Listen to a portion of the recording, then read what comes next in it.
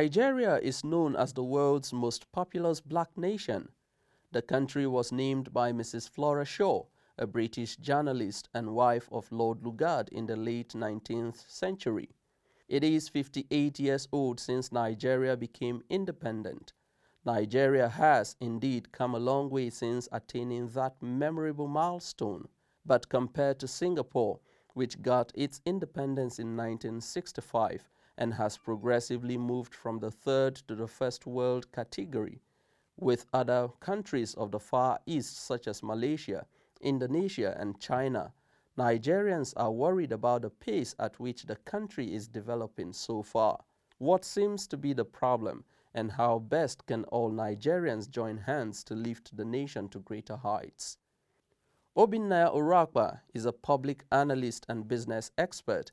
He speaks on these and other issues as the country prepares for its 58th independence celebrations. Nigeria at 58 gives me mixed feelings. Reason being that we, at the eve of independence in 1960, had very high hopes.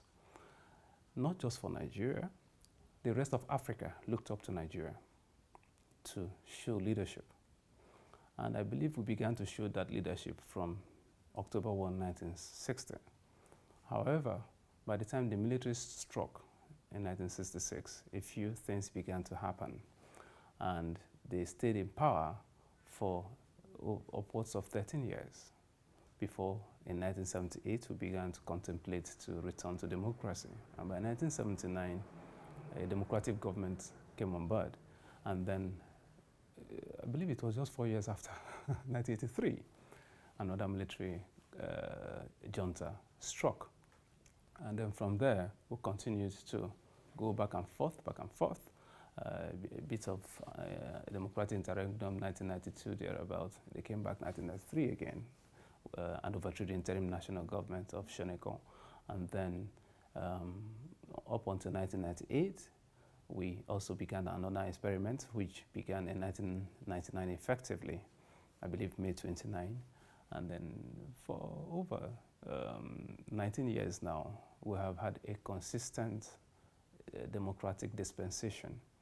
So my challenge really is that in over 58 years, for over 30 years of that time, the military, who do not have that great orientation in governance, who were not particularly trained to rule, dominated the governance space. But that also is not an excuse for us not to have grown beyond where we are at the moment. I use different parameters to assess every nation on performance. I'll give you an example. When a few of us have had the privilege of seeing on TV, if we haven't visited, some of us have visited the United Arab Emirates, whether you're looking at Dubai or you're looking at Abu Dhabi or which of the other ones that comprise the UAE, or you even stop over at Doha and look at what Qatar is beginning to do. The next World Cup, for Football World Cup, is going to happen in Qatar. And we're already talking about covered stadia, where the stadia that will be used would have air conditioners in them because the people understood their environment or have understood their environment and have been able to do proper risk management and assessment and were able to convince FIFA that yes, it's a hot region, but that they would be able to manage the challenges of climate and the environment. What am I trying to say? The fact that we may have certain challenges with the people that we are, or the environment we found ourselves situated by God, is not an excuse for us not to have advanced beyond where we are. So if we begin to look at them in compartments, I began to talk about Dubai. Dubai, as at 1990, was almost an arid desert compared to where we are in Nigeria. Today, Dubai is a commercial hub. What did they understand? What research, what did Maktoum, their leader, discover? Talks about vision. If you have read his book, aptly captioned Vision, you would My Vision, you would understand exactly how a nation should begin to take toddler steps before making giant strides. So it's about envisioning where a nation should go. In 1960, our founding fathers, the Azikiwes, the Tafawa Balewas, the Ahmadu Bellos, the Awolowos, had an idea. I believe it was Nnamdi Azikiwe that said that as at 1960, their desire was not who would rule, but just to take power back from the colonial masters so that we took our destinies in our own hands.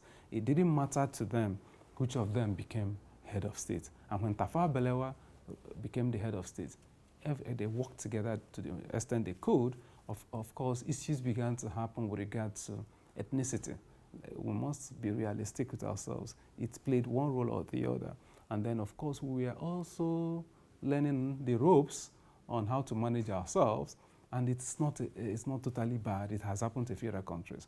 But where we lost it was where the military did not allow these chaps, young politicians, young rookies at that time, to make their mistakes, correct themselves, and then, of course, proceed. And then came on board. And, of course, we also saw the corruption of the military herself, so on. Because I do not think that a situation where you have one sole administrator running a whole state boded well for the advancement of the country. So we had to deal with all of that. And as I speak to you today, like I said, I live with mixed feelings today, talking about Nigeria at 58, knowing what the potentials of Nigeria are. Urakpa also observes that the country is a good industrial hub that can birth a lot of positives with unanimous contributions from the 6 geopolitical zones if its leaders would give it the needed attention. Coming down to the economy is, what are we doing? Have we been true to ourselves to speak to our young people, to convince them and to build their capacity and convince them that the government does not have all it takes to employ all of them? So if that is true, and if we have been able to communicate that to them, either through the media, new media, social media, and the rest of them, engage them rather than discrediting social media where they prefer to play in. Why don't you go engage them on the turf where they want to play? So I have a problem with that, but that's a different discussion. Have we engaged these young people to make them believe in the nation called Nigeria? If you look at America, you hear the American dream. What is the American dream? The pursuit of happiness. Everybody in America, with the government, when anything happens, America is ready to send an aircraft, a fighter jet, to pick up one person. Now, does the average Nigerian citizen believe that her nation can do that for her? So have we engaged the young people, engaged the women, looking at the 17 SDG goals, talking about poverty, gender equality, and so on? Have we engaged them to begin to make them to think entrepreneurially? As I speak to you, Nigeria has the 3rd longest inland waterways in the world, according to the present Secretary of the Government of Federation, who was the former MD of NIWA, Nigerian Inland Waterways Authority. As I speak, Nigeria has, outside Venice and one other location, maybe in Holland, Nigeria has the 3rd longest inland waterways in the world, 10,000 kilometers. So you can connect the whole of Nigeria through inland waterways, from Sokoto, Karo na Moda, down to Port Harcourt, from Borno down to Lagos.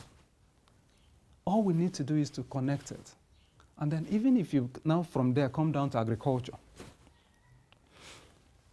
10 to 100 meters radius of every inland waterways, whether it's Gwagwalada River or Imo River or any river at all, belongs to Nigerian Land Waterways Authority. What do you think we should have done? Wouldn't it have been to engage these young people, whom I recommend that you teach entrepreneurship, engage them and get them involved in agriculture? As I speak to you today, Nigeria has over 927 or thereabout square kilometers of inland space.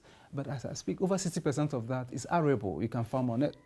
Part of it is water, some of it is rocks. But as I speak, we've not even maximized 20 to 30% of that land mass. Now the question I'm asking is, there's no local government area in Nigeria that doesn't produce at least something, whether it's fish or potato or tomatoes or whatever, yam and so on. Have we sat down, sir, to look at those things and see which local government area, is it Lapai, is it a Power Bus Stop, is it Paiko, is it Agerago in Nasarawa State, these other ones in Niger State, is it Jalingo in Taraba State, is it Ohaji in Imo State? Which local government area or is it Doma in Nasarawa State, where I did my youth service? Which local government, or is it Vandekea, or is it there's one I'm trying to Zakibiam?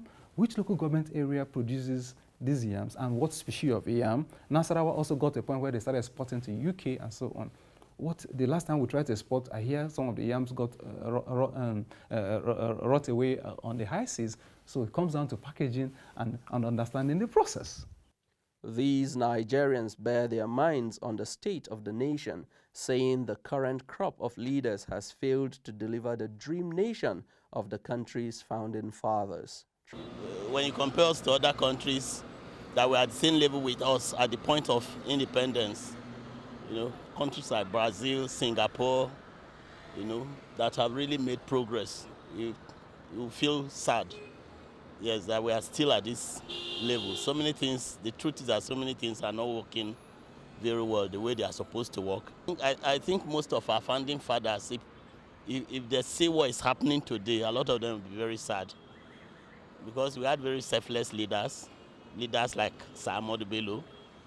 He built most of the things you see in the north today. If you go to his village in Rabat, you can't see anything that is owned by that great man in Rabat. All right? If you go to Sokoto, you can't see anything that this thing is owned by Sir Ahmadu Bello. But that is the same person that built one of the largest universities in Africa, Ahmadu Bello University.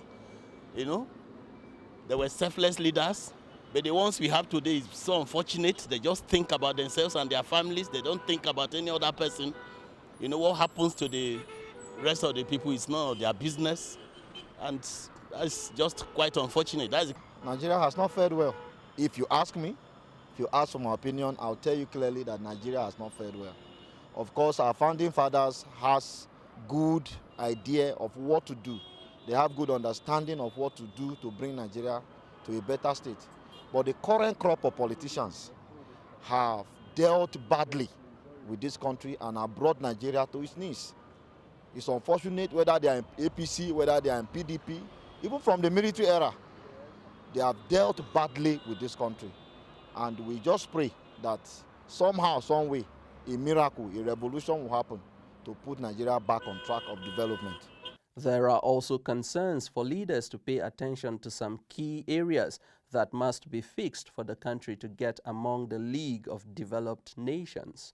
The government have tried, but in terms of employment, the government should please look into it because it's really affecting the youth. The way things are being handled, especially in our health sector, I'm not impressed. I think we need improvement in there.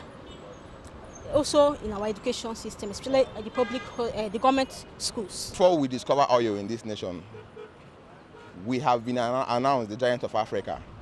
Why? Because of the natural resources that we have. University of Nigeria was built with the money we generated from the natural resources. Then we now discovered oil. Then what's happening? And we are now going backward. I'm not, no serious youth in this country can come out and say that he's happy with what's going on in this country.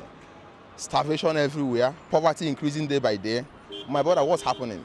The government will be there mentioning money, billions of this. Where is the money? The masses are dying of hunger. It's really not encouraging at all. I wish Nigerians a very happy independence anniversary. 58, I wish Nigeria the best. I wish Nigeria progress and development. While a part of the country wants self-determination and others want restructuring, it seems, for now, everyone agrees that at 58, Nigeria is at the crossroads and urgent steps need to be taken to set it on the path of progress. Nenya Solomon, reporting for Kaftan TV.